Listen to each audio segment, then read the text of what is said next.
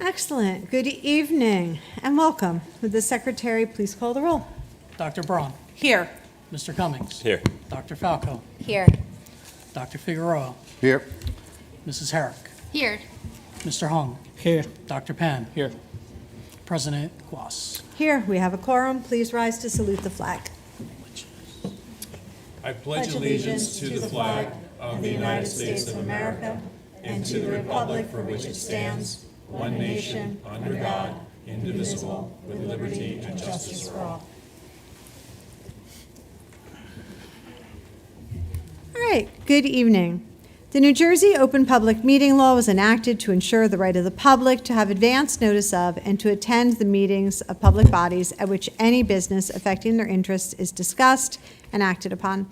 In accordance with the provisions of this act, the East Brunswick Board of Education has caused notice of this meeting to be published and posted at the Board of Education offices. Written notice was also provided to the Sentinel, the New York Star Ledger, the Home News Tribune, the Alternative Press of East Brunswick, and the Municipal Clerk of East Brunswick. All Board of Education meetings, with the exception of executive session discussions, are videotaped for later broadcast. It is the policy of the Board of Education that videotaped meetings are not edited for any purpose. Individuals who speak at the board's public meetings should be aware of these videotaping rules. So we have a need for a closed session. Whereas the Board of Education must discuss matters which are not appropriate for discussion in a public meeting, whereas these subjects are within the exceptions to the Open Public Meeting Act and are permitted to be discussed in closed session pursuant to NJSA 10-4-12B, and whereas the Board of Education intends to discuss matters as listed in tonight's agenda, whereas the length of the closed session is estimated to be 30 minutes, after which the public meeting of the board shall reconvene and action will be taken. Can I get a motion, please? Move. Second. All right, Wilbur, then Jamie. Discussion? All in favor? Opposed? Abstentions? All right, we are in closed. We will be back in 30 minutes.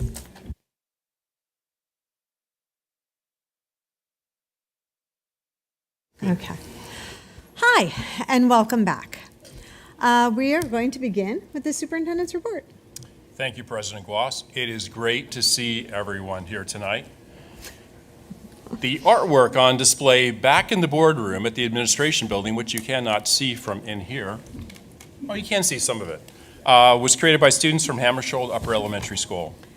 The art teachers of these talented students are Catherine Barrett and Miriam Kulik. Russell Petranco is the principal. Congratulations to the 15 seniors who were celebrated at Educator Signing Day yesterday, June 4th, right here in this room. This celebration, graciously supported by an EBEA Pride Grant, recognizes students who plan to become teachers. Students received a promise of first consideration, ensuring them an interview to be considered for a teaching position back here in our district upon graduation from college. The students also took a moment to write a note of thanks to the teachers who inspired them to get into the field of education. And we look forward to welcoming these future educators back to our schools in just a few short years. The East Brunswick High School Counseling Department coordinated a successful trade fair with 24 different trade professionals in attendance. This included the New Jersey Department of Corrections, Plumbers and Pipe Fitters Union, HVAC Union of New Jersey, Salem Professional Academy, Automotive Training Center, JR Truck Driving School, and many more. Over 200 students opted to attend the fair, and 85% of the attendees indicated that attending the trade fair had influenced their exposure to potential career opportunities. Last evening, 509 band, chorus, and orchestra students assembled representing grades 7 through 9 and presented the Churchill Junior High School Pops concert. To have such a large number of students all flawlessly perform together at the same time is a testament to the high level of talent of these student musicians and, of course, their teachers. Congratulations to the students and the music staff who presented such an extraordinary event. The annual Art Walk will be displayed until June 16th in the center of the municipal complex. If you get a chance, go over and take a look. It is a very inspiring body of work from our students.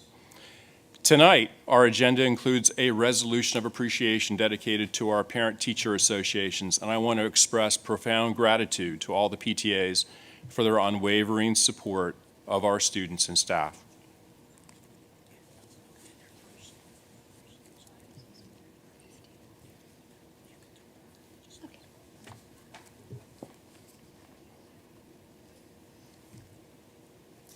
Yes, ma'am. They're flipping pages. Just a few important reminders as we finish up the school year. Tomorrow, Friday, June 6th, is a non-school day and a non-work day for students and 10-month staff. District offices will be open. Tuesday, June 10th, is a single session day for all students with lunch served for grades K through 6. Tuesday, June 17th, is a single session day for the high school. Students only as they begin taking their finals.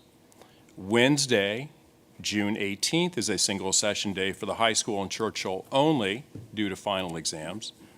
And Thursday, June 19th, is a non-school day and non-work day for students and 10-month staff. District offices will be open. Thank you. All right.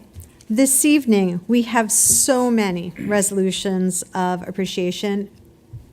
It's just disarming when that happens. Of appreciation and recognition. I do want to start by wishing anyone who celebrates a wonderful Eid, and it is June, so happy Pride. But first, we are going to start with our student representative's report and the introduction of our new student representative, who we've had the pleasure of having here at the board several times so far this year. All right, Rishi, take it. Well, good evening, ladies and gentlemen. I hope you're all doing well. I'm going to be honest, I'm a little nervous for tonight's meeting because I have my two toughest public speaking critiques here, Mr. Mondry and my dad. So I'll try and do my best tonight. Thank you. So to begin, last Friday, May 30th, seniors attended our much-anticipated prom night at the Pines Manor in Edison, New Jersey. The class council worked incredibly hard to bring this event to life, incorporating a Great Gatsby theme into this event. Senior and class council president Asia Lee reflected on the experience, saying, "This year's prom was one for the books." The process started with our executive board curating a vision board of the decor we wanted. We then met with the decorator and DJ to see what worked well and what could be improved. After that, we chose party favors, voted for prom king and queen, and the rest was history. The night was filled with incredible music, stunning decorations, and some very questionable dance moves from a few of my friends, some of who are in the audience. You know who you are. Overall, it was a fitting and memorable culmination of our senior year, and we're excited for the remaining senior events to bring that same level of fun and fulfillment. Speaking of which, next Tuesday, June 10th, will be the senior decision day at the high school. On this day, seniors will proudly represent their postgraduate plans, whether that's college, trade school, or entering the workforce. The day will include celebrations of all the hard work that got us to this point. In addition, students will attend a presentation on dorm safety and college preparedness, providing important knowledge for challenges both inside and outside the classroom.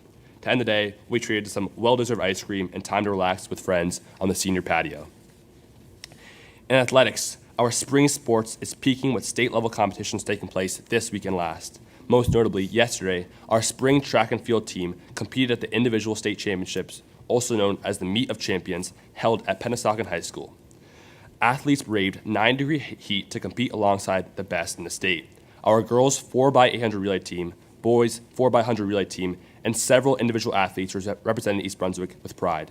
Senior and triple jump specialist Ralu Onosike delivered an impressive performance, placing 5th in the entire state, one of the highest placements in EB history. Meanwhile, the boys team heads to Veterans Park in Hamilton next week to compete in the individual state tournament. Senior and team captain Jaden He shared, "We're looking forward to finishing the season strong with individual performances from all our players. While the team result wasn't what we hoped for, we're motivated to bounce back and hopefully bring home a state championship." All spring athletes will be honored alongside their fall and winter counterparts at the Athletic Awards on June 10th, where sportsmanship, spirit, and outstanding achievements will all be celebrated. Keeping in line with the theme of recognition, this past Tuesday, June 2nd, nearly 100 seniors were honored at the annual Senior Awards ceremony. Students were recognized for leadership in clubs, academic excellence, and outstanding essays. Awards range from those celebrating future educators within our school to memorial awards honoring the legacy of former students. While the ceremony was long, seeing each classmate get excited and cheer for their peers was truly special and made the night even more amazing. senior and recipient of 3 awards, Tasneem Hawk, remarked, "The senior awards ceremony was an amazing experience that highlighted the achievements and hard work of so many seniors. I'm grateful to have won awards, and it felt fulfilling to be recognized for my work in IPPL and the Human Relations Council, where I dedicated time and learned much, much more than I could ever imagined." And now, for arguably the most exciting part of this report, and yes, it is a shameless plug, Student Council is hosting our movie night under the stars right after this meeting, so please come. We'll have an ice cream truck, snacks, and more. Myself, Jane, and the rest of Student Council has been working unbelievably hard on this night, and this event is really bringing together the culmination of a year's long worth of dedication. So it would mean a lot to have your support, and it's going to be a very fun time, so be there. And finally, June 25th marks the end of the school year, and for us seniors, it means graduation. It feels weird to say because it seems like just yesterday I was sitting in Mr. Pulowski's U.S. History 2 honors class, and now I'm just a few weeks away from graduating. Last Friday, seniors received our gowns and graduation tickets, and rehearsals will occur in the coming weeks. On the 25th, teachers, administrators, friends, and family will gather at the Cure Insurance Arena in Trenton, where we'll receive our diplomas and mark the end of our high school journey.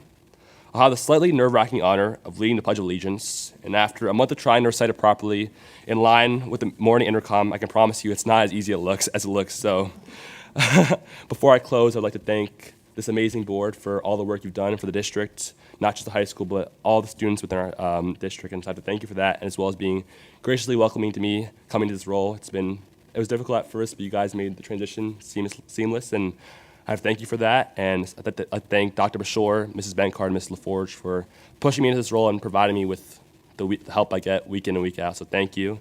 And now, the most exciting part, I'm going to hand the baton off to Jane. She's been incredible at Student Council this year, sort of energetic, enthusiastic, vivacious energy to the club, and so I'm passing off to you. You can introduce yourself and take it away.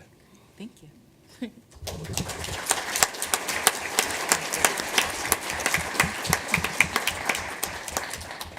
Hello, good evening, everyone. I am Jane Godwin, and I am the current, after Rishi, big role to fill, by the way, great charisma, Student Council President.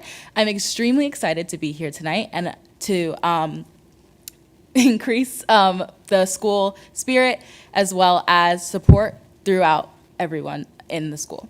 I really enjoy being here, and I can't wait to work with the board. They're all extremely welcoming and have me here with open arms. I can't wait to introduce new things into the school, and overall, this is going to be a really exciting job, and I really hope you guys enjoy it as much as I do. Thank you.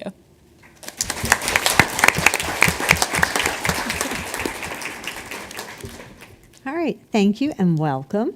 And watch how spoiled the student representative gets. Ready?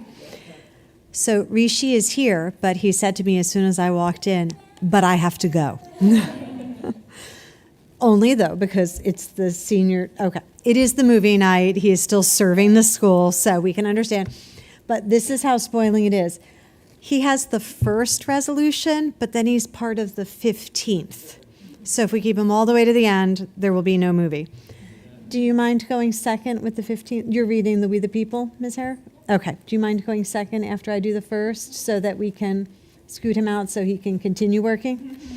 All right, fantastic. We're going up here? You're going to go up there. I'm gonna going go up over there. here, and I'm going to stand by. Fantastic. Can I just make, Sure. Why don't you do a motion to move all of them this way? All right.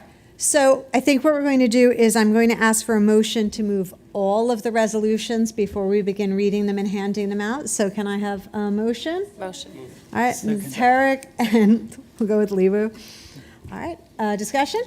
All in favor? Aye. Opposed? Abstentions? All right, motion carries. Now can I go? Absolutely. Thank you. Do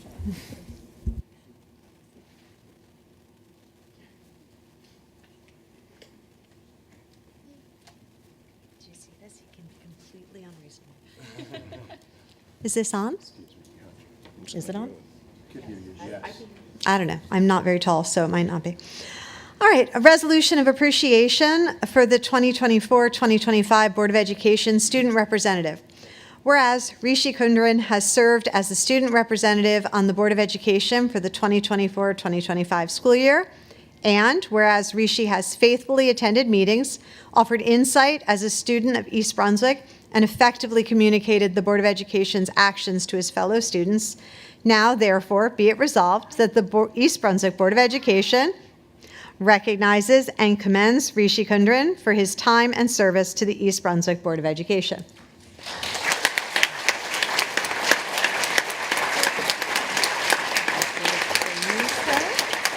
You're coming out here.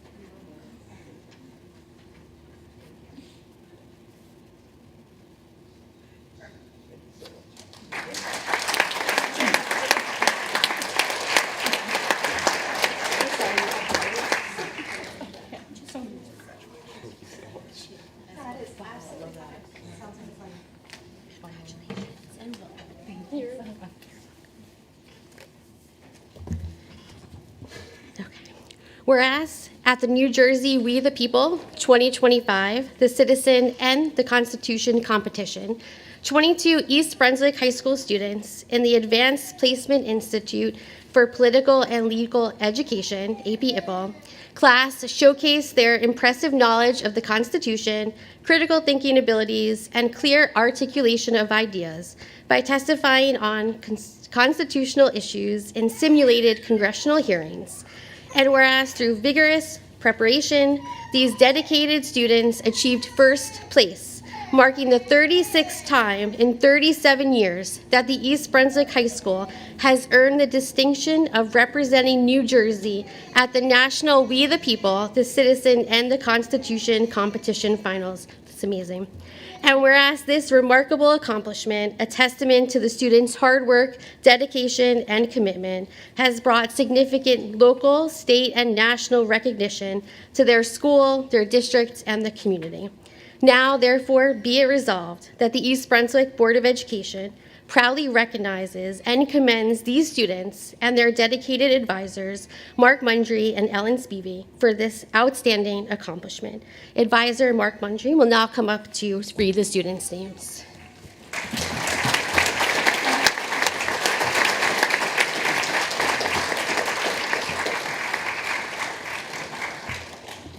Thank you.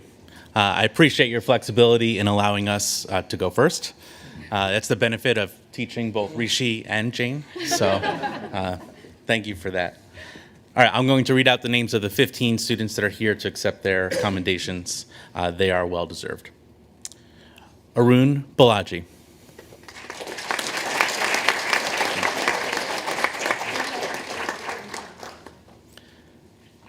Samina Chidawala.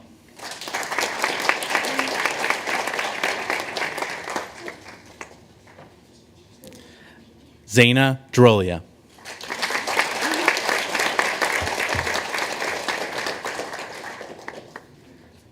Tasneem Haq.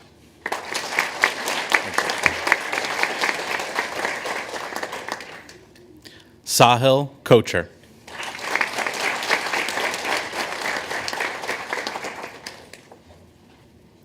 Rishi Kundaran.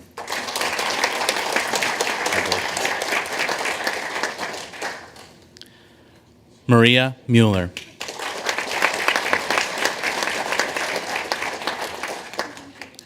Ayush Maineni.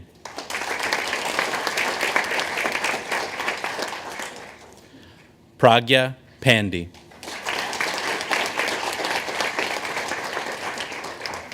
Roshni Ramesh.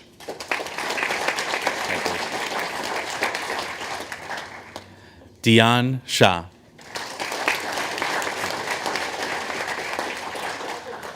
Seth Smoller.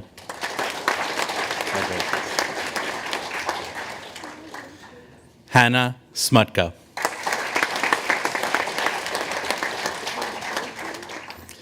Rukeya Tapia.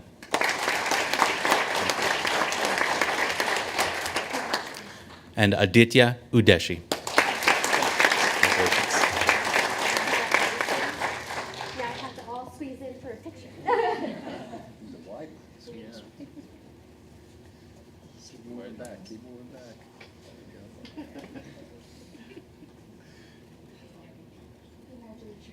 Yes, congratulations. Well deserved.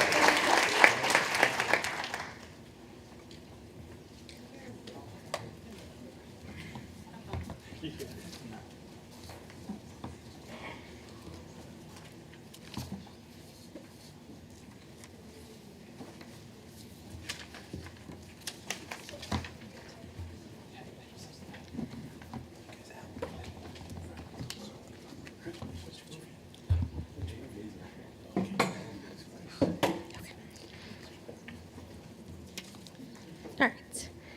All right, next resolution. Whereas our parent-teacher associations, our PTAs, are an invaluable asset to our 11 schools and our over 8,300 students, dedicating countless hours to enrich their school communities and foster a positive school culture. And whereas these dedicated PTAs tirelessly fundraise to provide essential resources, including technology, playground equipment, teacher mini grants, and scholarships, among many other vital contributions. And whereas the PTAs generously organize and fund a wide array of special programs, bringing in authors, illustrators, musicians, dancers, and leading engaging history and science assemblies and workshops that profoundly enhance our students' learning environment. And whereas the commitment and efforts of all PTA members serve as an inspiring example of good citizenship and the importance of community involvement for our students. Now, therefore, be it resolved that the East Brunswick Board of Education gratefully acknowledges the incredible support, dedicated service, and unwavering devotion of the PTAs to our students and our staff. A heartfelt thank you to Bow Monroe PTA and President Cheryl Conazico. She's here.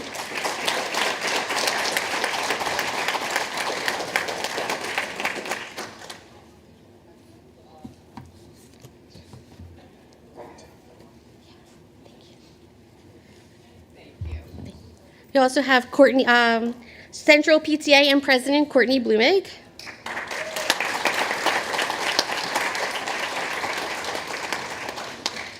Chittick PTA and President Jessica Snyderman.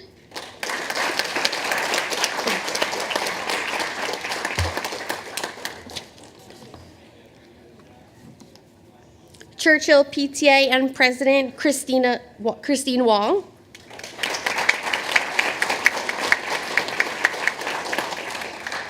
East Brunswick High School PTSA and President Rachel Van Wagner.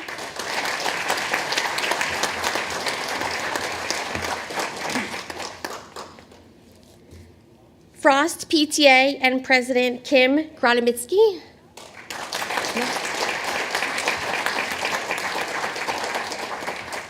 Hammershold's PTA and Presidents Mary Ann Tanos and Christine Grossman. She's here.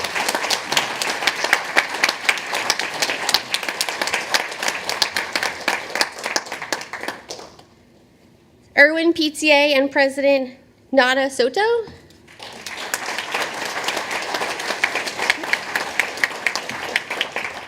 Lawrence Brook PTA and President Linda Graham.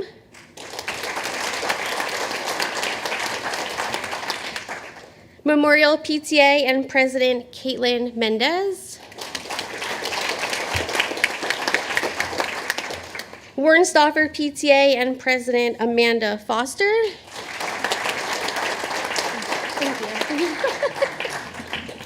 And further, be it resolved that the East Brunswick Board of Education extends a very special thank you to Jamie Wasserman, President of the PTA President's Council, for her invaluable support and encouragement of all PTA initiatives. I think she's here.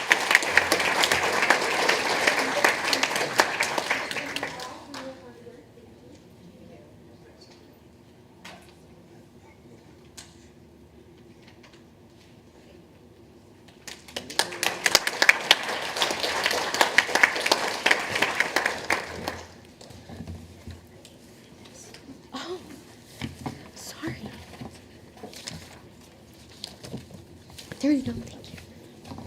All right, I think we're letting Ms. Herrick off the hook. Wilbur? Okay. So this is a resolution of commendation for the 2025 National Association for Music Education All Eastern Orchestra. So whereas a talented junior at East Brunswick High School has achieved the distinguished honor of acceptance into the 2025 National Association of Music Education All Eastern Orchestra, and whereas this prestigious biennial ensemble comprises the most accomplished high school orchestra students from 13 northeastern states with eligibility based on prior all-state orchestra selection and a limited number of students accepted per state to ensure regional balance. And whereas this remarkable achievement, diligent effort, and unwavering dedication has brought significant local and state recognition to our schools, the district, and the East Brunswick community. And now, therefore, let it be resolved that the East Brunswick Board of Education proudly recognizes and warmly commends Jessica Hong and their dedicated teacher, Dr. Arvind Gopal, for this truly outstanding accomplishment.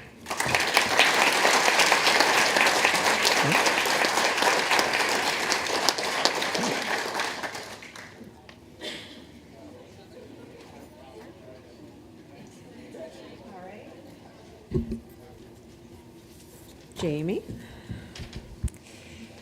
This is a resolution of commendation 2025 NJA/NJMEA All-State Elementary Chorus.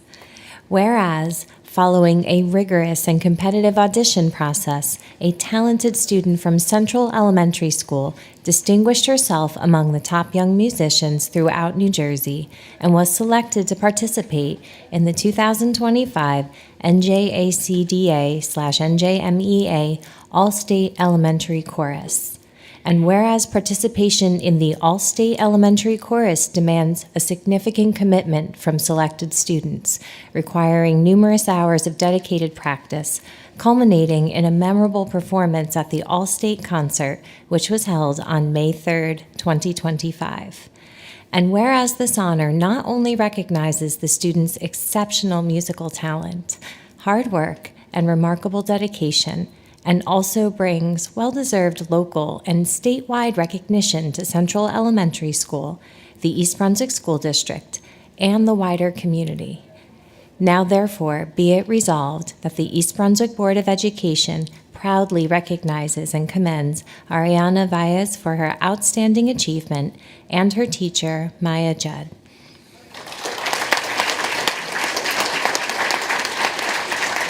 Is that you?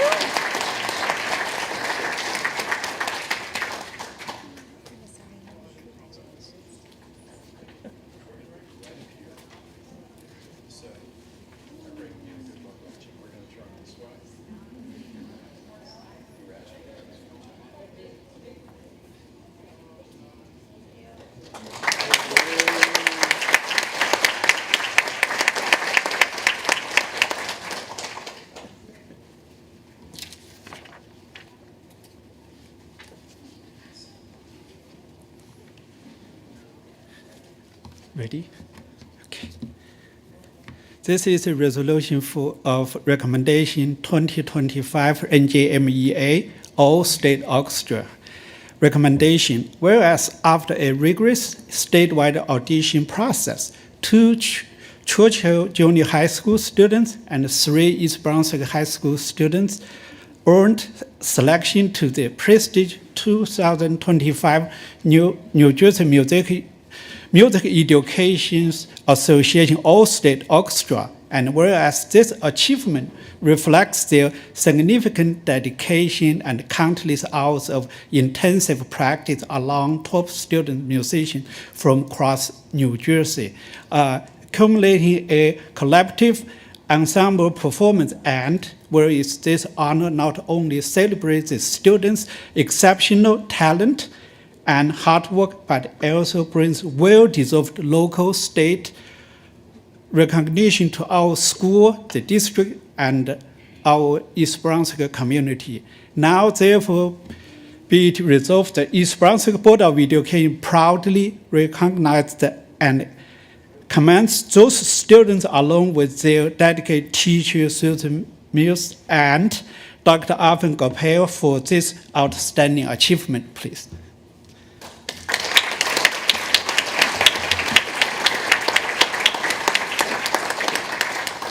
We have two students here tonight, Remsen Dominique.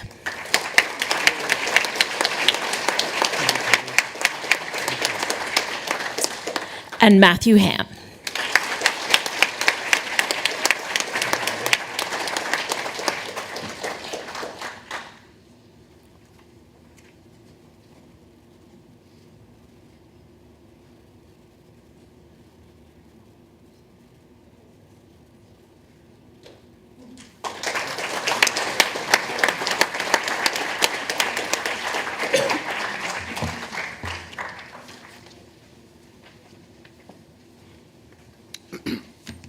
Good evening, everyone. I have resolution of commendation 2025 Rutgers Waxman Scholars. Whereas 32 dedicated East Brunswick High School students participated in the prestigious Rutgers Waxman Scholars program focusing on DNA sequence analysis. And whereas their significant research has been published on the National Center for Biotechnology Information, or NCBI, database, a global resource for biomedical information crucial to understanding human health and disease. And whereas this publication will allow scientists worldwide to access and utilize the students' findings in their own research. And whereas this remarkable achievement, a testament to the students' hard work and commitment, has garnered local, state, and national recognition for East Brunswick High School, the school district, and the community. And now, therefore, be it resolved that the East Brunswick Board of Education hereby recognizes and commends the following 2025 Rutgers Waxman Scholars and their advisor, Kristen Dreschner, for this outstanding accomplishment. Advisor Kristen Dreschner will now read the students' names. Congratulations. And this is for you.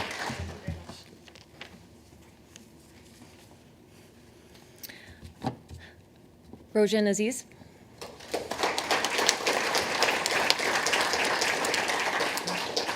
Elizabeth Kinsell.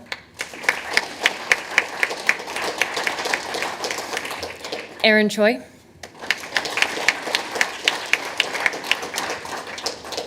Vritti Gore.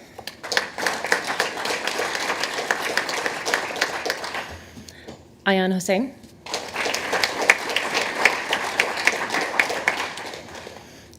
Nandan Murakali.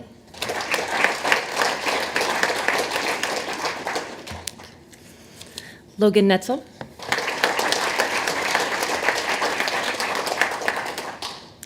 Bhavyashri Pamadurti.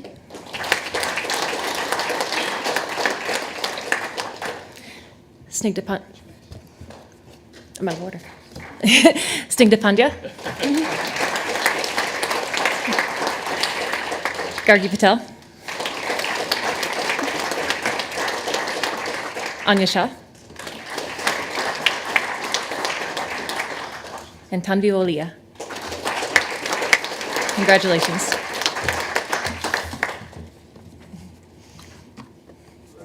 Oh, I'm sorry.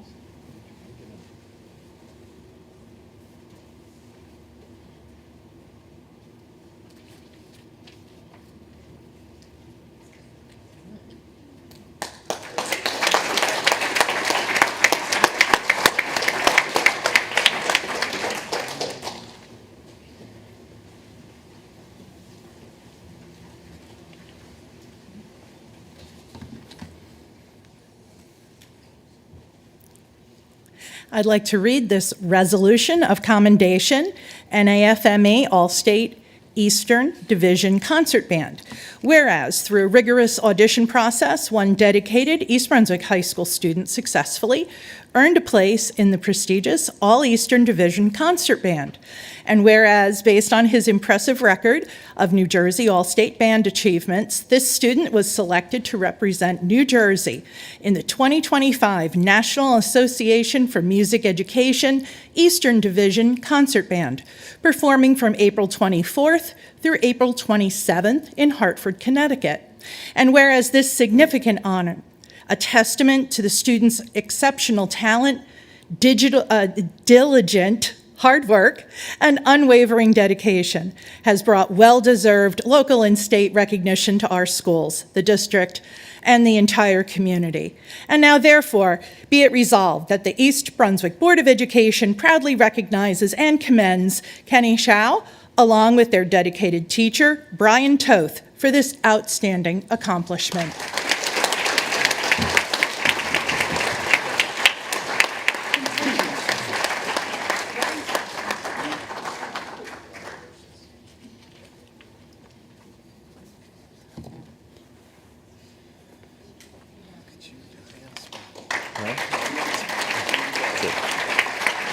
Congrats. Good evening, everyone. This is a resolution of commendation. It's the NJMEA All-State Intermediate Orchestra. Whereas, after a rigorous statewide audition process, 8 talented Churchill Junior High School students earned selection to the prestigious 2025 New Jersey Music Educators Association All-State Intermediate Orchestra, and whereas, this achievement reflects their significant dedication and countless hours to intensive practice alongside accomplished young musicians from across New Jersey, and whereas this honor not only celebrates these students' exceptional talent and hard work, but also brings well-deserved local and state recognition to our schools, the district, and the East Brunswick community. Now, therefore, be it resolved that the East Brunswick Board of Education proudly recognizes and commends these students and their dedicated teacher, Susan Muse, for this outstanding accomplishment.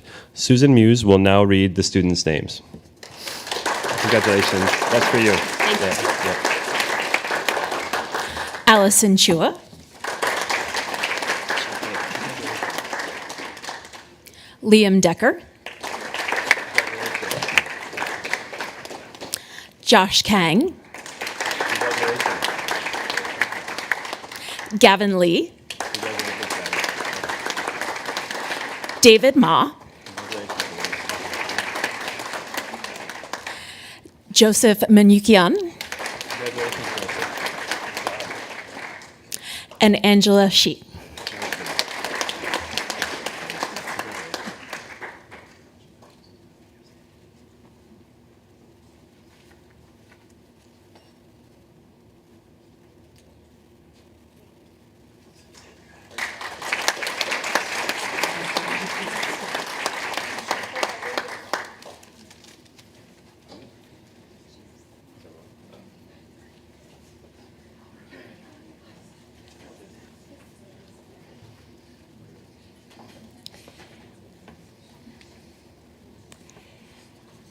This is a resolution of commendation for NJMEA All-State Symphonic Band. Whereas, through a rigorous audition process, 2 talented East Brunswick Public School students distinguished themselves among New Jersey's top student musicians and were selected for the prestigious 2025 NJMEA All-State Symphonic Band. And whereas this selection reflects a significant commitment of intensive practice and culminates in their successful audition into the state's premier ensemble, as evidenced by their performance with the All-State Symphonic Band at the New Jersey Performing Arts Center. And whereas this significant honor, a testament to the students' exceptional talent, diligent hard work, and unwavering dedication, has brought well-deserved local and state recognition to our schools, the district, and the entire community. And now, therefore, be it resolved that the East Brunswick Board of Education proudly recognizes and commends Maria Mueller and Charlotte Wells, along with their dedicated teacher, Brian Toth.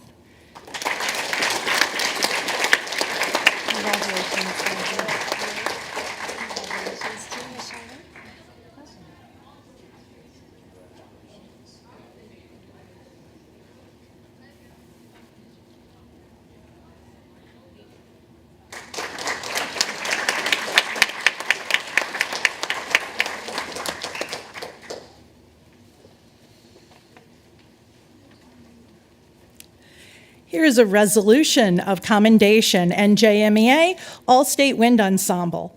Whereas after a rigorous audition process, 2 talented East Brunswick High School students ranked among New Jersey's top student musicians and were selected for the prestigious 2025 NJMEA All-State Wind Ensemble.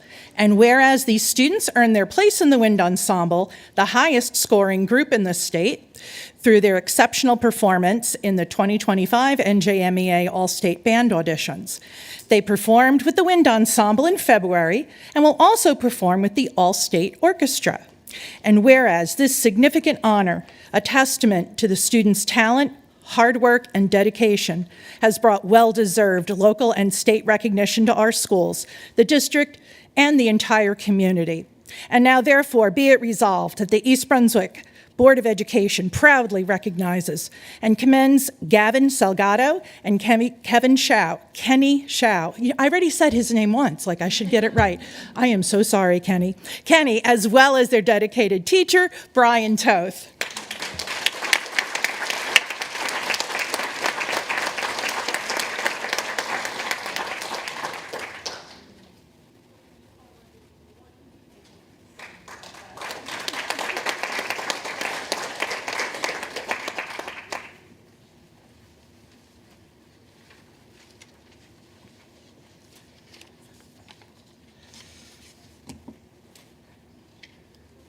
So this is a resolution for our German program.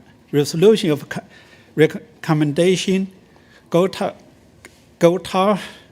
insisted award of the excellence recommendations, whereas one East Brunswick High School student enrolled in AP German language and culture and serving as co-president of the German Honor Society, achieved first place for the United States in the prestigious annual Award of Excellence contest organized by the Gotha Institute in San Francisco, and whereas this year's competition centered on political engagement in German, was open to German language students across the US, Canada, Mexico, Central America, and the Caribbean, with the top 3 participants from each region on a fully funded 2-week German language immersion scholarship in Austria this summer. Enjoy it.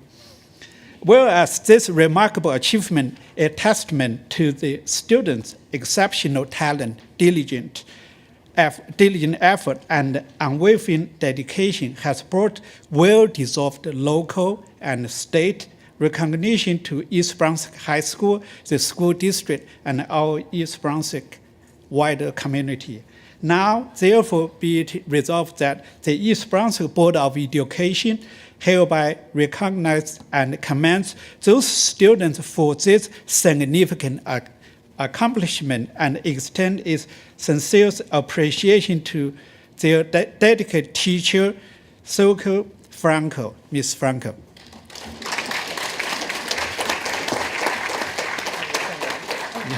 Thank you. And this is going to Divya Avadani. Thank you.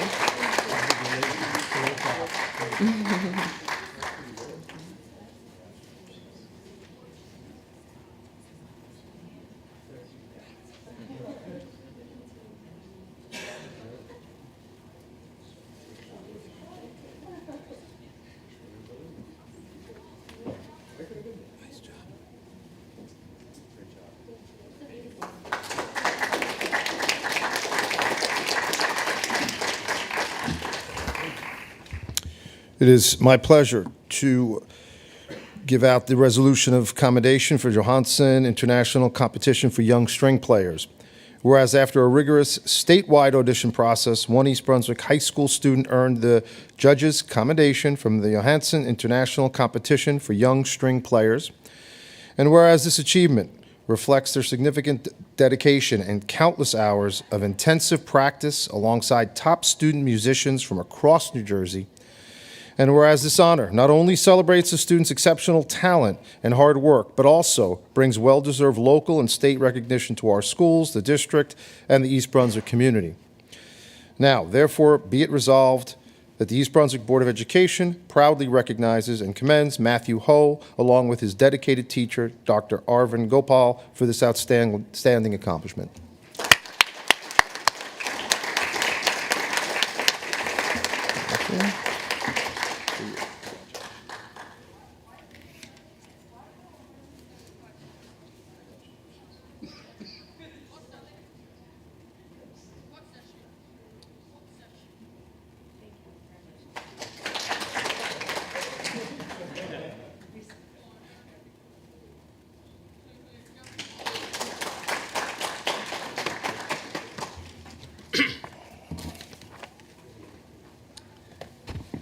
Okay, so this is a resolution of commendation for the Regeneron Science Talent Search.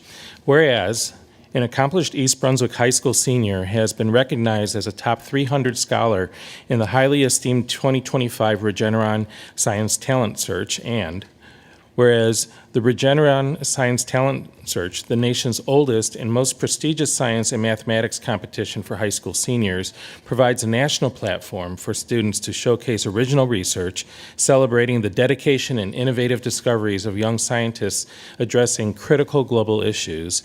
This recognition includes a $2,000 award for both the scholar and East Brunswick High School.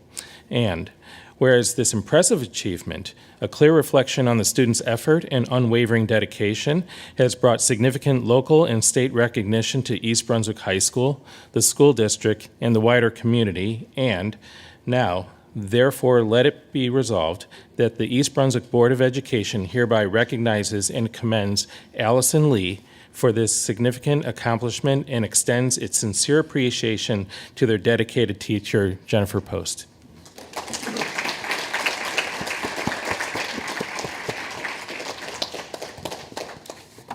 Congratulations. Yeah.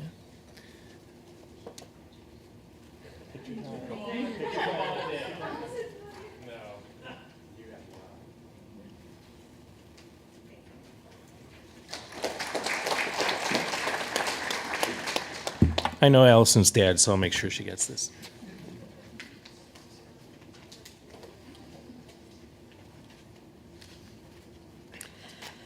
This is a resolution of commendation for Scholastic Art and Writing Awards.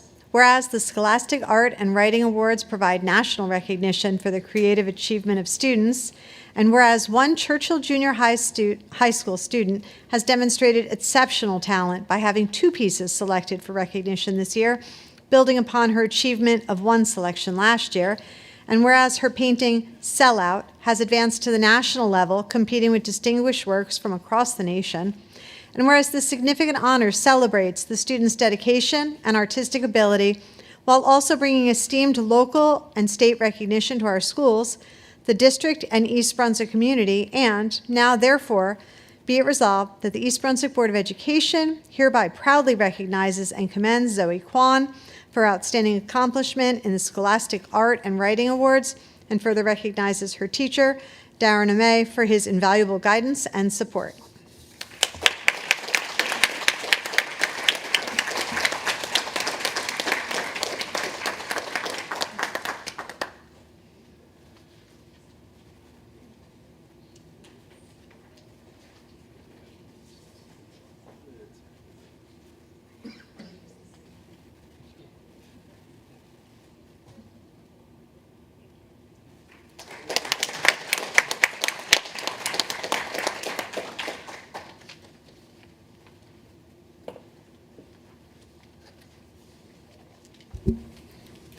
Sorry, I should have thought through that travel time before I took the last one.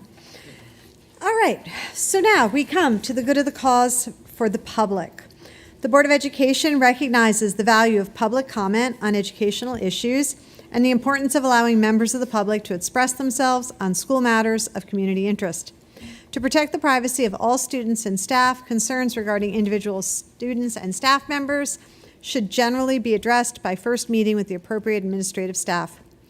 In order to permit the fair and orderly expression of such comment, The board shall provide a period of public comment at every meeting of the board. All right? Anyone speaking has up to 3 minutes. The time will be kept by the board secretary, and if you step up, if you could just state your name and address, unless you are a student, and then your name and your school. Is there anyone wishing to address the board?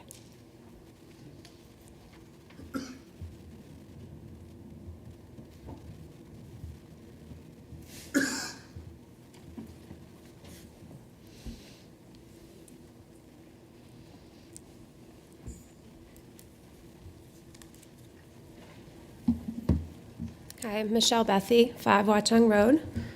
I'm here to advocate for students with dyslexia. As you know, dyslexia affects 1 in 5 children. It does not just show up when students are in 3rd grade. Many students are not receiving the intervention that is needed because, as you've heard from multiple families, the response is, "Don't worry, you don't need to test for it, the instruction won't change." Under New Jersey law, any student who exhibits 1 or more potential indicators of dyslexia or other reading disabilities must be screened using a research-based screening instrument selected in accordance with the law. This screening must occur no later than the end of the 1st semester of 2nd grade. This law was signed in 2013 and it remains in effect. It also applies to students in grades beyond 2nd if they exhibit indicators of a reading disability and were never previously screened or identified. So now, once DIBELS is finally administered to all students K to 3, how will these conversations happen when there are students identified as below or well below benchmark? What interventions will be in place after screening? When students are showing clear signs of dyslexia, will there be honest conversations with families? I would also like to know when the last dyslexia training has occurred. I want to remind you that a 1-week course, 30 hours of training, is not sufficient preparation to effectively teach students diagnosed with dyslexia. These students require instruction that is diagnostic, prescriptive, individualized, systematic, and explicit. Lessons must continually be adjusted based on progress monitoring to meet their evolving needs. Anything less is not aligned with best practices or with what these students are legally entitled to receive. On the agenda tonight, there are 2 programs being piloted. If my children, my 2 sons, are not part of this pilot, that means that they will continue to receive balanced literacy instruction, including leveled literacy intervention, which research shows is detrimental to students with dyslexia. My expectations are not excessive. They are aligned with what is required by law and clearly outlined in the 2024 Dyslexia Handbook. I respectfully urge the board and district leadership to take immediate action. Please review the current dyslexia laws, ensure staff are trained in evidence-based best practices, and provide students, like my children, with the support they are legally entitled to. I will continue to advocate for my children and any other student who's being left behind. Thank you. Thank you, Michelle. Is there anyone else wishing to address the board? All right, then I'm going to close the public portion. Oh. No? This is the only portion. I take it back.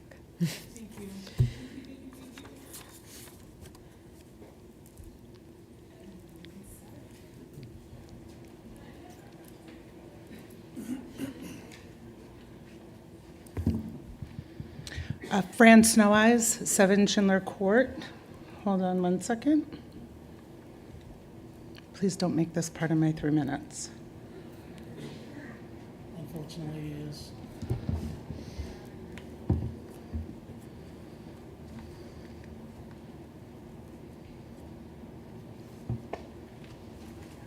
Does this count? Can you give me a second? I can pull it up on my phone. Is that okay? Is that okay? It was paused.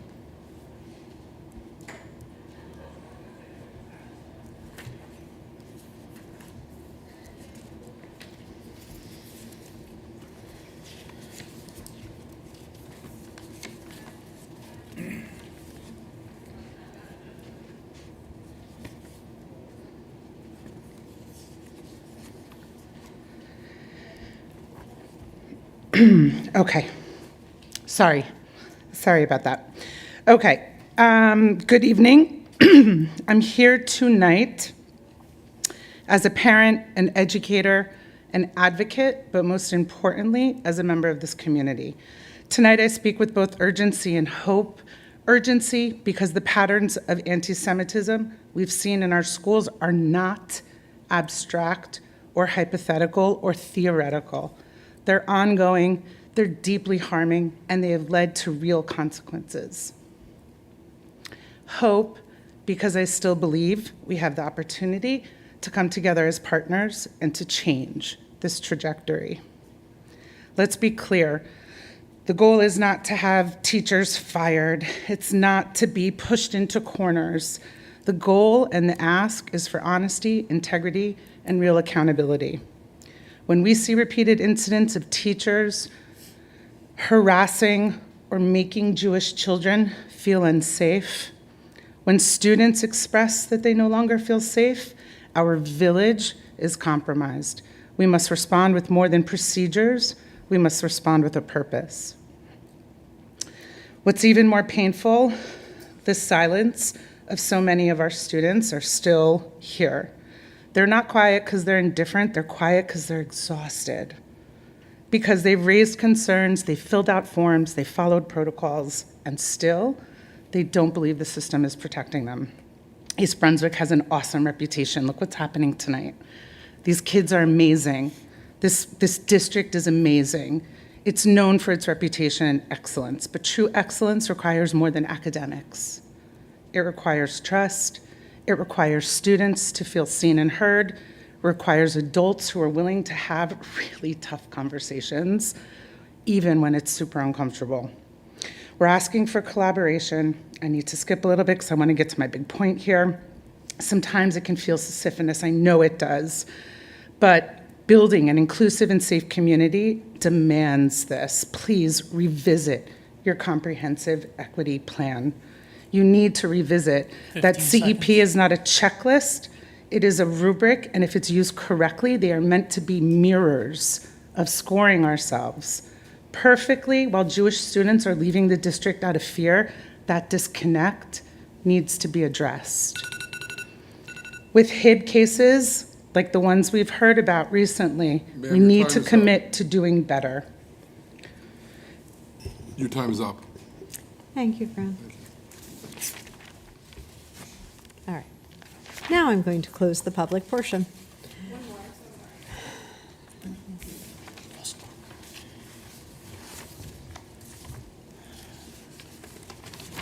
Allegra Seidler, 12 South Woodland Avenue. I just wanted to know if anyone could elaborate on the parameters for soliciting participation in the forum for the superintendent search.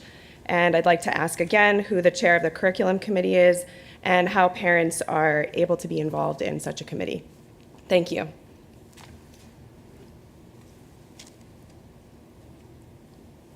All right. Third time's the charm. Now I'm closing the public portion. All right. I am moving on to the agenda. I would like a motion to move the full agenda that does not limit us from discussion on any element. Can I have a motion? I'm sorry, could we please just go by sections? Because I have like 3 comments I want to make in different places, and You're still allowed. You're still allowed. You can, okay. I will come to you first. I'm sorry. I promise. Okay, whatever. It shouldn't change. Can I have a motion, please? Move. Second. Wilbur and Jamie? All right, discussion. Anna? Oh, sorry. No, it's fine. Okay. I wanted to make a comment on, under business and support operations, item 4, shared service agreement. And I know we had spoken about this previously. It does concern me that we're anticipating another bad year with finances, even though the planned payments take into consideration the debt expiring in 2026 and maintains a debt level payment structure. It still worries me that we're spending money on things that I'm not fully convinced that we need right now. Obviously, a roof at Irwin, that has to be done. As a teacher in East Brunswick, I can't tell you how many years I had buckets, from leaks and stuff. So that doesn't bother me, but some of the other things do. And I was just hoping in the future that we can look more carefully at these and not be spending money that we don't absolutely have to spend right now. Should I keep going? Yeah, go right ahead. Okay. A question under curriculum and instruction. Can you give the page number for that one? Oh, yes, ma'am. Thank you. Page 20. Thanks. Okay, so they'll be piloting a new ILA curriculum, and I'm glad to see that there's no cost to the district for that. Would it be possible to get an idea of exactly how many students, how many teachers are going to be involved with that? Yes. Each program will be 2 teachers per grade level. So that'll be piloted in all the buildings in the district. The one program, as you see on there, is a K-5 program. The other one is a K-6 program. The state issued new guidance recently. In March, the student literacy working groups put out their recommended report. And then just recently, the Department of Education issued their literacy framework in May last month. So based on this new information, input from staff and parents, and, right now, last meeting, you all approved the application for the universal screener. And that's a mandate by the Department of Education around this literacy work. Right now, the curriculum adoption is not mandated, but we feel that it would be our due diligence to take a look at some other programs and pilot at this time. Okay. Well, thank you. All right, and then just one other comment under special education student services, the HIB self-assessment. I'm curious as to what the district does, or do we track HIB trends from year to year? Dr. Braun, yes, we do. We use a program called Hipster. So it's a database that we actually look at, and we can actually identify not only the types of HIBs, but where they occur, locations within schools and times of day. Oh, okay, good. That's very good. I was curious, have you noticed any trends? Especially, I'm thinking in terms of with the grade restructuring. Did that have any effect on HIB or other sorts of incidents? No, not overall effect. What we're seeing is trends that we've established, that we've seen traditionally, where students are gathered in larger spaces, cafeteria, hallways, in some cases buses. So those tend to be the biggest issues. Now, we have had, this last year, we had an occasion actually at a football game at the high school. So, it doesn't mean that we don't have situations going on other places, but those gathering spots tend to be the biggest Yep, that makes areas sense. of concern. Okay, I used to have cafeteria and hall duty, so Right. I understand. All right, thank you very much.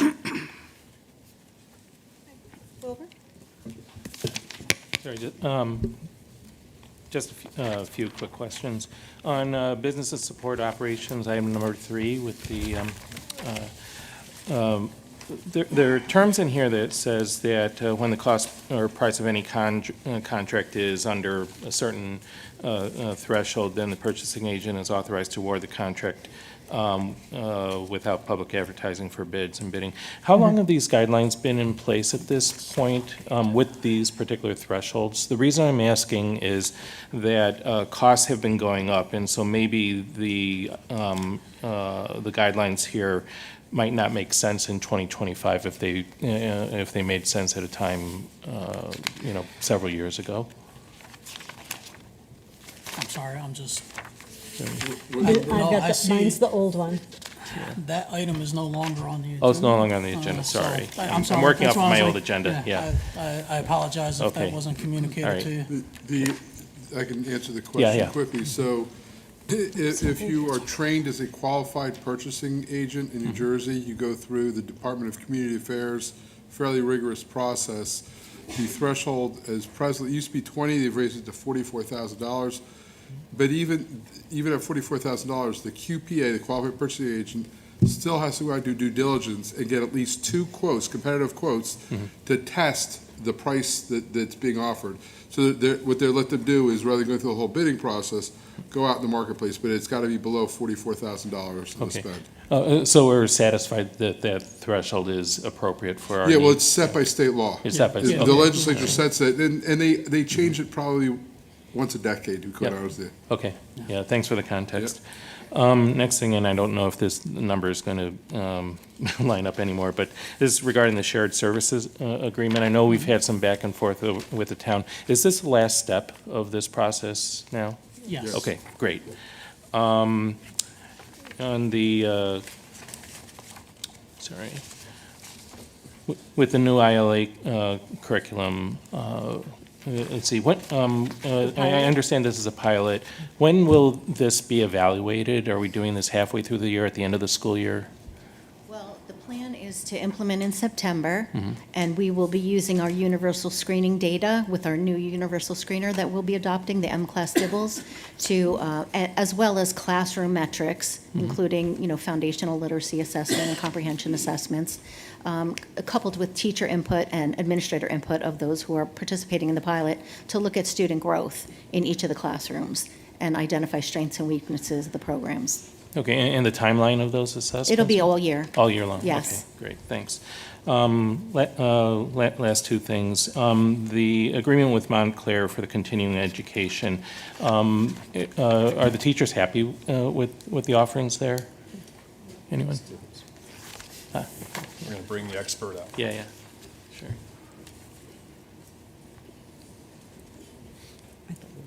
So this program, is this on? Yes. So this is actually for current teachers who are interested in becoming supervisors or administrators.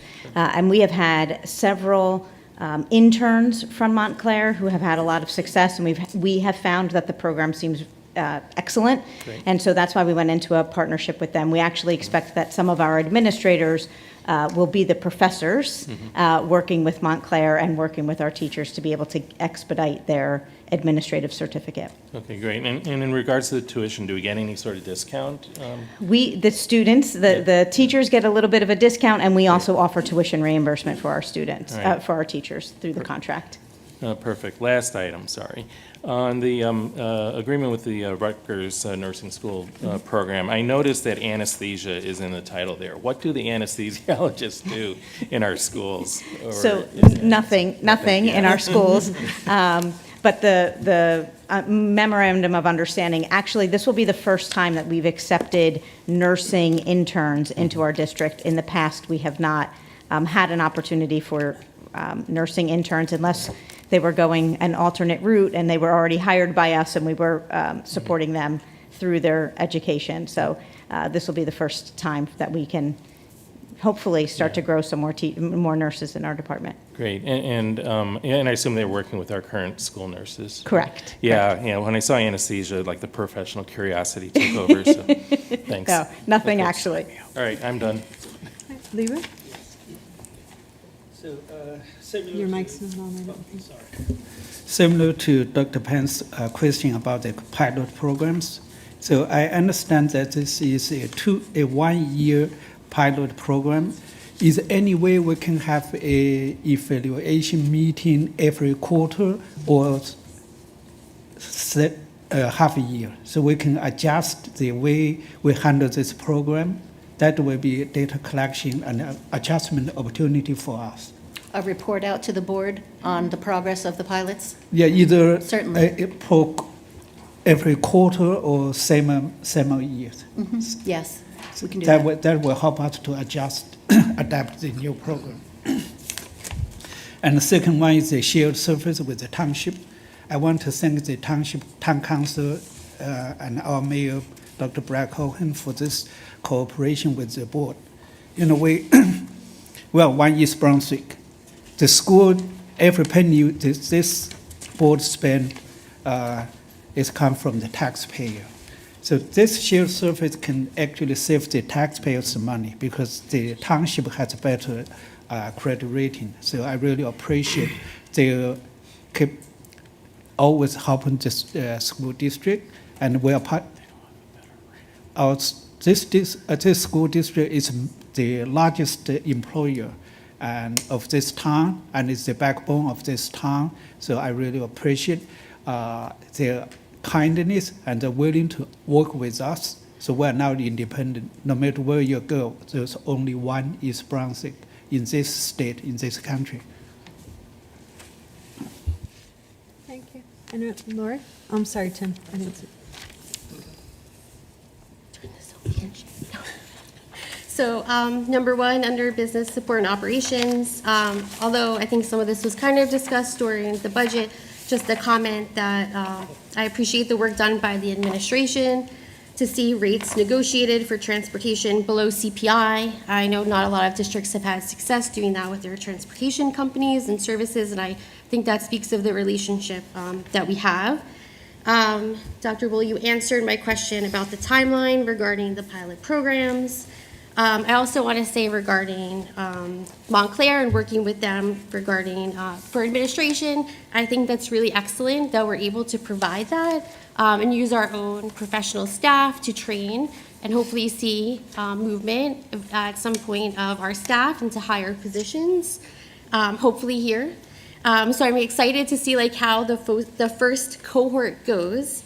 And I also think it's great that we have nursing interns. A lot of schools throughout the state have been struggling with having nurses. Actually, at the New Jersey School Board's Delegate Assembly a few weekends ago, one of the discussions was surrounding the certification of nurses that work in schools, and would there be a possibility to have the state change some of the requirements because there are districts that are really struggling, especially in rural areas, having nurses at the schools or having nurses that are available to go on field trips with children. And so I'm happy just to see that we'll be bringing them in, and I think it's a positive for our district to be able to work collaboratively, because I think it shows that in the future then you have still the opportunity to come back here and eventually work, just like when we had the teacher signing recently, and that we offered those students availability to a guarantee to at least a first interview when they're finished with their education. So I think those are really great, and that's it. Thank you. If I could tap into what Mrs. Herrick just said, just for the public, I think a lot of people in the community know that we have a nurse in all of our schools, and in some schools we have more than one nurse. But we rarely run a field trip where students leave campus that we don't send a nurse, and so that exposure, that cost to the district, and that having that resource is really important. So I just wanted to put that in context for the public. Thank you. Tim? Thanks so much. I just wanted to touch on, again, I know a couple members have brought it up, but the 2023-24 HIB self-assessment, you know, I'm a little concerned about that. I know that this is an evaluation from the previous academic year, but when we look at the self-assessment, and again, self-assessment, but we scored a perfect score at all of our schools. And we heard from a member of the community tonight that people are struggling, and I recognize fully that this is a complicated time, and these are complicated spaces for all populations. But my concern is that if we're, and I just want to make sure I'm understanding this clearly as well, my concern is that if we're continuing to rate ourselves as, you know, at the highest level, are we not pausing enough to think about, explore, listen, and take steps to make sure that we're, you know, addressing these challenges appropriately? And it's hard. It's hard. I get that. And I appreciate the words of the community member tonight about these difficult decisions and how do we do this appropriately. And I don't have an answer right now, and I you know, I know that we're all willing to engage in that space, but you know, I just really want to make sure that we're really looking at this appropriately, especially as we move forward, because it's not going to get any easier. I think we all know that too, which is unfortunate for us as a community at large. But I just want to make sure that we're, you know, there's always room for improvement in any system. It's a human system. And so it concerns me when all of our scores are at the highest level possible, because in some ways I'm wondering if we're not looking at it as well as we should. So that's just my comment. If I could, for clarification. So the comprehensive equity plan is based on an accumulation of data points that we have from prior years. We know as an organization that there is always room for improvement. There isn't anything that we do at any moment in time that we couldn't look at and say we could have done it differently, could have done it better. We have invested this year in a variety of presentations, trainings that have directly been focused on anti-Semitism. We've been working with the Jewish Federation. They've been great partners with us this year on being a resource when we have any anti-bias incidents. All of those, which, by the way, are mandatorily reported up to the prosecutor's office and through our county superintendent.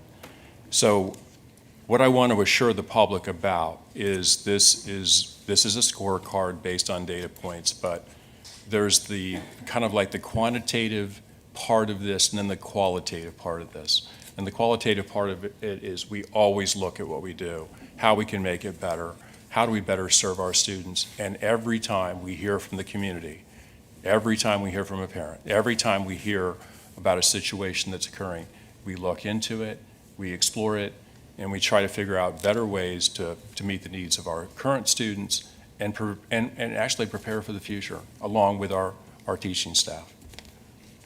So I just want to give that assurance that there is work being done behind the scenes. This is not, we felt like we got a really good score and we don't have to do any more work. So Victor, I have a question for you. So you state that you reported to the Middlesex County Prosecutor's Office and reported to the county superintendents. Is there any way you can share the report with this board, or if possible, if not confidential, just throw out to the public so people know you are doing a good job?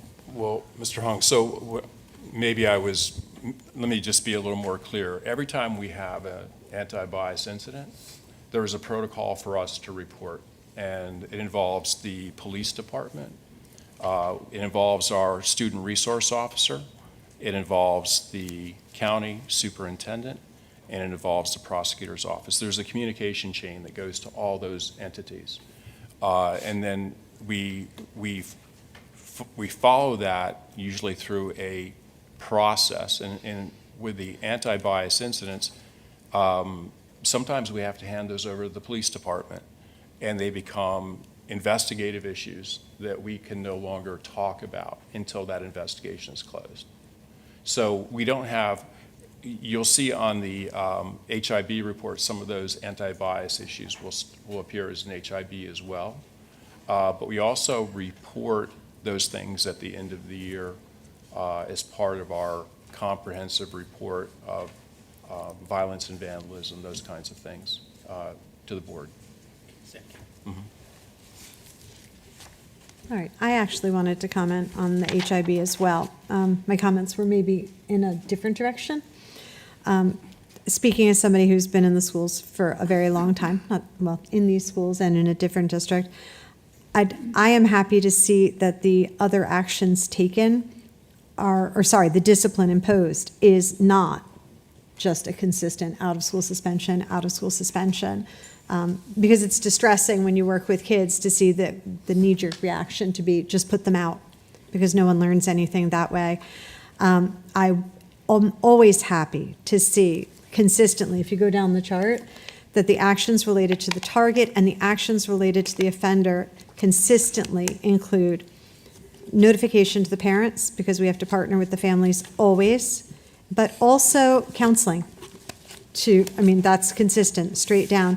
And I appreciate about the district that the knee-jerk reaction is not to just move them away, but it's to provide help and learning instead. Because these are difficult situations, and this is the place where our students have to learn how to handle this. Is there anyone else on the discussion for the agenda? All right. This Cumulatively will be a roll call vote. Dr. Braun, Yes. Mr. Cummings. Yes. Dr. Falco, Yes. Dr. Figueroa, Yes. Mrs. Herrick, Yes. Mr. Hong, Yes. Dr. Pan, Yes. President Gloss. Yes. All right. All the motions carry. All right, committee reports, information items, and for the good of the cause for the board. I will start because I had the wonderful experience. Was it only yesterday? Yesterday. Oh my gosh, it feels, yesterday was very hot. It felt like a very long day and a long time ago. By the end of the day, I had 2 badges on from having been in the district in different buildings, and 3 if they would have given one to me at the board office. But I want to thank Nicole Tibbetts for the teacher signing day. It appears to be, having talked to people on boards elsewhere and teachers elsewhere, it appears to be fairly unique here. That I sat in this room, I sat over there for athletic signings for my son and my daughter, and that's amazing. But I really love that we celebrate people who want to become educators as well, not just our athletes. It really was special. It was nice to see everyone coming together to support these students, and I was here with my family. It was just a really celebratory moment, and I appreciate the work that you put into it. I then traveled immediately to Memorial for Field Day, where I would like to thank the PTA. I'm going to thank Felicia right there because there's the Memorial PTA, or at least a chunk, substantial chunk. But I want to thank the PTA, the staff, the support staff, the custodians, the SSOs, Principal Jones, and the parent volunteers. It was very hot out there yesterday, and the kids had a blast because of the energy level of the PTA and the parents and the teachers, just keeping them moving and having a good time. And I watched at dismissal. Those kids came out, and they still asked if they could go play with each other some more. Nobody had that tired. I'm just overwhelmed. It was a fantastic day, but it took a lot of work by everyone. So it was deeply appreciated. And I want to thank everyone who organized, Dr. Bouchard was back there, but I want to thank everyone who organized senior awards. That is a very long and substantial event. And it is long. But we have so many talented seniors who receive awards, and I do appreciate the number of people that came out to support them. It's a packed auditorium, which is such an amazing thing for our kids. And I appreciate the families that sponsor awards and come back every year. It's just nice to see the celebrations of our seniors going on. I just feel like with a senior myself, we're just going from one to the next to the next. It's a great time of year. All right, I think that's all for me. Lori? Really quick. I was with the EB Sustainability Task Force, excuse me, this week. I'm serve as the liaison to that group. It's a great group of people who are very interested in take on a lot of initiatives. There's a great event this Sunday at the library. It's like a repair cafe, so if you have anything that you'd like to bring out, and I know the district has been, I believe there's been emails out about that as well. Thank you. So that's really great. This is a group of people who are really just keen on and energized by the opportunity that we have to be good stewards, and they really want and are motivated to work more closely within the schools and to do better there. And I think that there's some great examples surrounding us. I know that we've talked about this a long time. I know these projects are pretty extensive, but there's a lot of incentive at the same time to make sure we're recycling right, to potentially explore composting options. Again, big projects, but big impact. And I think the thing that I heard at that meeting that I just wanted to kind of reiterate was, getting our kids involved in this and engaged in this is the best way to strengthen us as a community. So we'll be reporting back more on that, but just wanted to kind of put that on the radar and would love to kind of dive a little bit more deeply into, just how we take care of our disposables within our district. So thank you. If I could just add to that, here in this building, the Save Club has done a tremendous job getting their composting done. They're working closely with Child Nutrition. They pick up scraps, various scraps of food several times a week, and I know they're working very hard to try to expand that to other schools. So it's been a really good partnership. So I just wanted to add that. So it is growing, and we are aware and working with our students at the high school level to make that happen. I just want to add on to that. So it's an interesting thing because now I get all the emails from all of the schools, so I see what the principals are sending home. And there was a group that started at the high school 2 years ago. It's the Green Good Guardians. I always mess up with the Green Good Guardians. So we had students that formed, or student, and then who gathered students who formed a group to recycle notebooks and turn them into notebooks to then give back out, because you know at the end of the year your child comes home with a notebook that's still got half of it in it, and what are you going to do? And they have had at least in the elementary school newsletters, they're telling the families where the drop-offs are, the drop boxes, so that those don't go to waste and they can be recycled and given again to another family. And I love that because it was completely student-driven, the beginning of that project. Anyone else? Lori?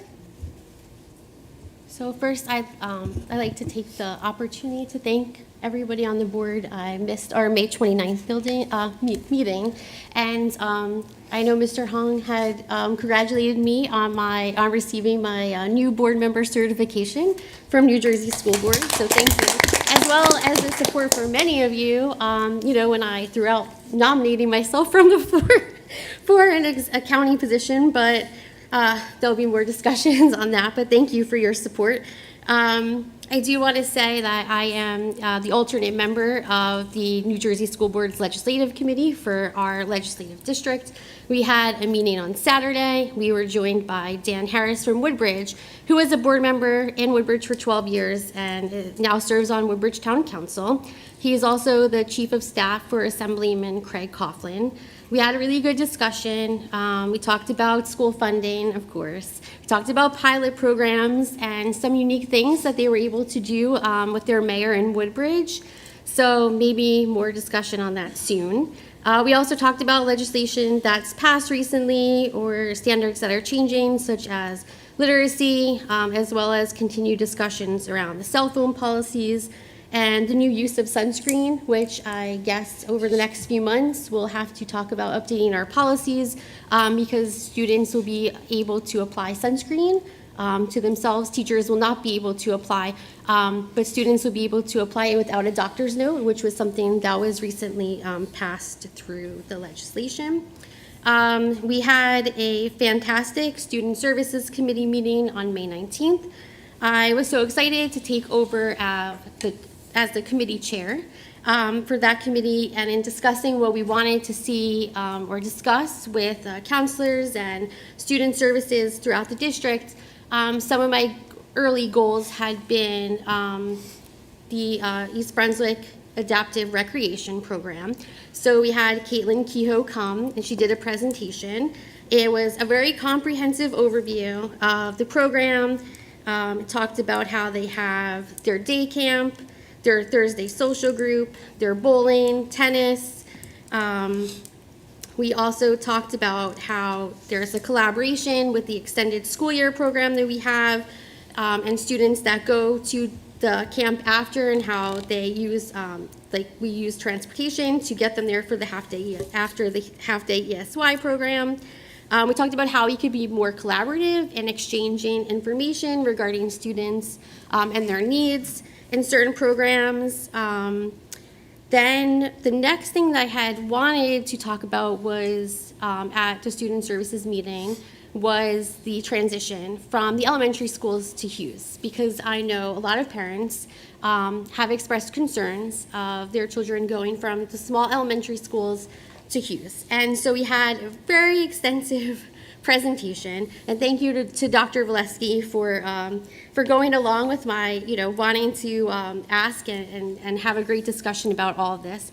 But I can assure you through the presentation and all the discussions that for the transition to Hughes, counselors visit all 8 elementary schools. They discuss electives and language requests. They also do class lessons regarding getting lost, using your lockers, how do you read your schedule, what the grading system is, clubs, A days and B days, what happens if you're late to class, how do I make friends? So all of these things that our kids are concerned about, or we as parents are concerned about. There's a frequently asked pages thing. There's peers, so they go to Hughes.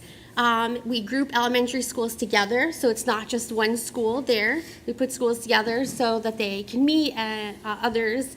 There's a peer group of current Hughes students who give like peer support, and they talk about their experiences and they answer questions. The counselors have said that if they visited an elementary school 2 times, but they feel that the students still need some extra guidance, that they'll go back, sometimes up to 4 or 5 times. If there are certain students who still have concerns or still just are feeling anxious about the transition, they continue to work with those students. They do not have to open their lockers in Hughes the first day of school, not even the first few days. They just try to easily transition them into just getting used to the school. And then there's a lot of supports, so they do support groups, school counselor interviews. They could be one-on-one, they could be small groups. They have assemblies. They use time in homeroom to practice their lockers. They can reach out to their school counselor by emailing, or if they're not sure like how to do that, or they're nervous about going to them or asking how to set up an appointment, there's a Google form to fill out. If a student still needs help filling out, using their locker after a few days, they can fill out a Google form, and they're met to kind of work on that with a counselor. We also talked about the transition to Churchill. So there's also a support group. And teachers, we usually make recommendations to maybe to their, student assistant specialist. They also talk about coping skills, there's meet and greets. The counselors provide pictures of the school. So like they have the students in the classrooms or in the assembly, and they say like, this is the layout of Churchill. So the students just don't feel so overwhelmed. They get like a visual, like this is what the cafeteria looks like. So although I feel like a lot of them are at different schools for different, things that they belong to, like sports or outreach or music, I feel like they're trying to just say, like, to ease their anxiety a little, which I think is great. They ask them, there's also like pre and post assessments. So they ask the kids, like, what are you afraid of? And their pre-assessments, and then in their post, they're like, are you still afraid of this? Like, what are you afraid of now? And they try to see, is there any change? Like, what's going on? Or these programs is what we're putting in place helping these kids. And so we also talked about career fairs. So there was a really great career fair at Churchill Junior High School for 9th grade students. They had 30 tables, 42 individuals. There's really positive feedback from students and professionals. They also did a career fair at the high school, and I think Dr. Busk, you had one of the pictures of the trade fair that had occurred. So that was for non-college bound students to help prepare them for career paths. It was very well attended. They actually are thinking of ways to increase or allow for other students to attend, even ones that are possibly thinking about going to college but unsure about a trade, so that there's a mix. So students don't feel so like I have to pick something right now, or like I have to, in my mind, start to get on this track. They looked at exit surveys to get feedback. 71% of students that attended said they learned about a career that they hadn't previously considered. And then we also talked about how at the high school they had a financial aid group that helps students, some of them first-generation college students, fill out the FAFSA. They provided support. They talked to them about scholarships, decision process, the college process, kind of like a timeline. So it was a really great meeting. I think we had really good discussions. And I just want to thank everybody that's part of the Student Services Committee at the school level, at the board level, for the input and the discussions, for the community members that are part of it that attend. I just think it's a wonderful committee that really shows and shares what we are doing at our schools. So thank you. Sorry I was long. No, I love that committee, and I wish there was a way, and I think there is, to increase the number of parents that are involved to find out how much we offer. Lever. Okay. So I want to add a few words about the high school senior award night. I want to thank Dr. Volaski and Dr. Busher for this really, really nice event. So I want to especially thank those sponsors, those families keep coming every year, reward our students, inspire their future. So this year, more than 100 students all received more than $70,000 award. So it's very impressive. I look at those young men and young ladies. They are so happy. I'm sure they are proud of themselves. And second, I want to thank the PTA. So we give them the recommendation tonight, but I want to thank them especially because they are the bridge between the family, the school, the teacher, the community. Through their contribution, of course, the PTA, they are volunteers. Through their contribution, not just the financial contribution, their emotional support to our students, to bridge the students with our teachers, our administrators, which means a lot more than their financial contributions. Of course, at this difficult time, any penny counts. That's why I want to really appreciate at the end of this meeting. Thank you. All right. Okay. Oops, I'm sorry. Go ahead.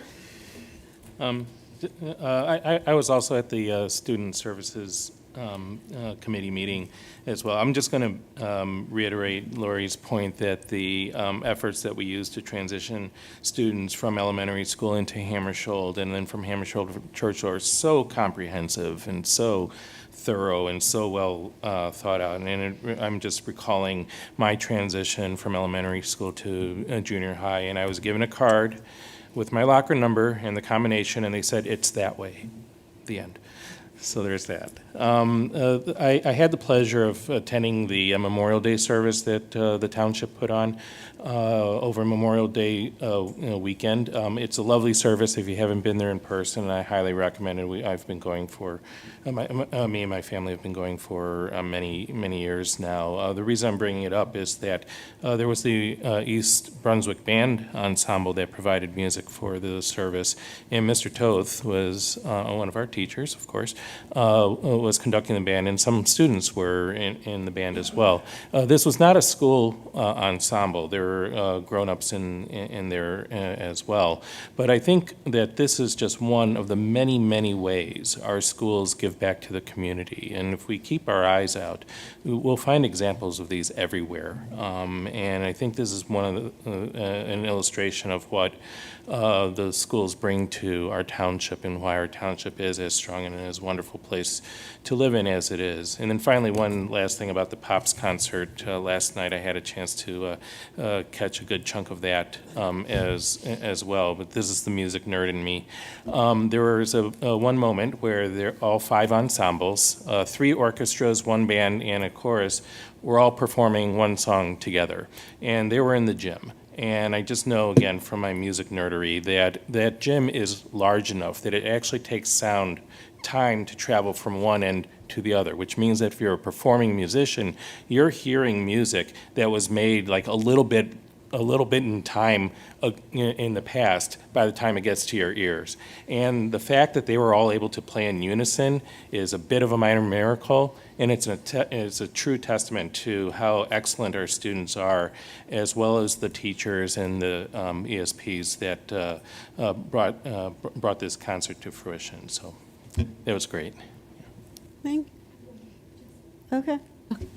I forgot to say that the Special Education Parent Advisory Group is having a parent meetup at Great Oak Park on June 11th from 5 to 7 p.m. Thank you. I just want to tag on what Dr. Pan was saying. There's nothing wrong with being a music nerd. I can tell you that much. I too was at the Churchill Pops concert last night, and talk about mind-blowing. Now, I raised 3 children. They went through their teenage years. You know, sometimes it's really hard to get your teenager to do what you want them to do. Somehow, miraculously, these teachers last night got 500 of them to work together. They were beautifully disciplined. The music that they played was technically very challenging, especially given the fact that it was in a gym. The audience, being in the bleachers, are about 1,400 people because the bleachers were completely full. And just let this sink in for a moment. 25% of the entire student body of Churchill Junior High School played together, simultaneously, all at once, all in complete unison. And it was truly beautiful and mind blown. Thank you. Sure. I was a little quiet tonight because I was just so in awe of all the excellence. Really proud of everyone who received awards tonight. Proud of all our students, really. As always, go Bears. All right, I want to thank the board. I know the community isn't completely aware, but we've had a long week. We had a long meeting last night, so for everyone to be here again and be so dedicated is amazing, because we are sad, but we have started our work on the superintendent search. Actually, we're quite a bit in, I think, at this point.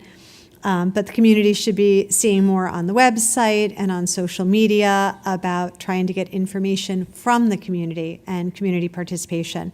So please be on the watch out for that. And I just want to wrap up with, if anybody has a little person, it is a true testament to the school district that the minute we started the ABC countdown, there was sadness. They don't want to go. All right, can I have we have to go into closed. No, we do not. Yes. I'm sorry, I should not look that enthusiastic, but yay. All right, can I have a motion to adjourn, please? Motion. Second. Anna, Wilbur, all in favor? Aye. Opposed? Abstentions? Thank you so much and good night.